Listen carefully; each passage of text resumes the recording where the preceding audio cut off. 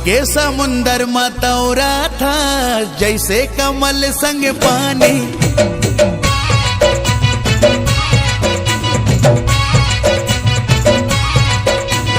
मन के समुंदर मतौरा था जैसे कमल संग पानी। तोर बिना जीना मुश्किल है तही हमोर जिनगानी। तै मोरे आशा मैं तोरे प्यासा तही हवस वो सोन मछरी। सोन मछरी वो रानी सोन मछरी। सोन मछरी वो रानी सोन मछरी। सोन मछरी वो रानी सोन मछरी। सोन मछरी वो रानी सोन मछरी। मन के समंदर मतौरा था जैसे कमल संग पानी। तोर बिना जीना मुश्किल है तही हमोर जिनगानी। ते मोरे आशा मैं तोरे सासा नहीं तो हवार सोन मछरी। सोन मछरी रे राजा सोन मछरी। सोन मछरी रे राजा सोन मछरी। सोन मछरी ओ रानी सोन मछरी। सोन मछरी रे रानी सोन मछरी।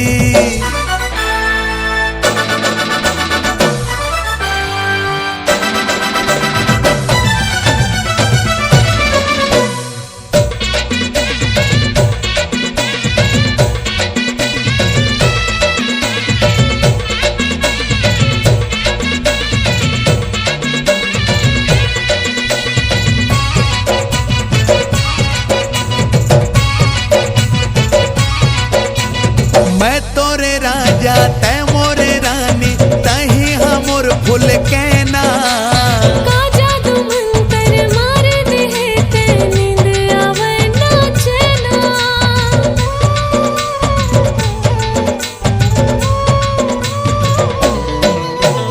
मैं तोरे राजा तै मोरे रानी तही हमोर फूल कहना।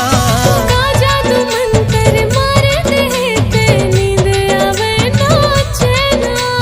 मनमा समागे अंतसमा छागे तही हवस वो पान कतरी। सोन मछरी वो रानी सोन मछरी। सोन मछरी वो रानी सोन मछरी। सोन मछरी रे राजा सोन मछरी।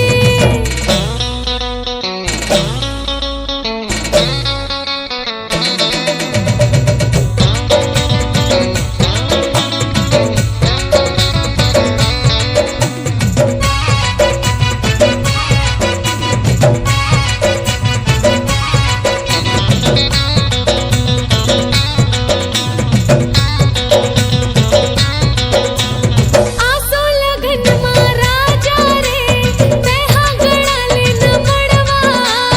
ले जाओ तोला डोली माँ डीजे बजाओ बाजा गड़वा।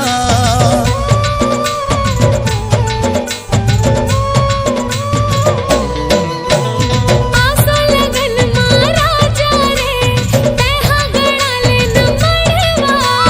ले जाओ तोला डोली माँ डीजे बजाओ बाजा गड़वा।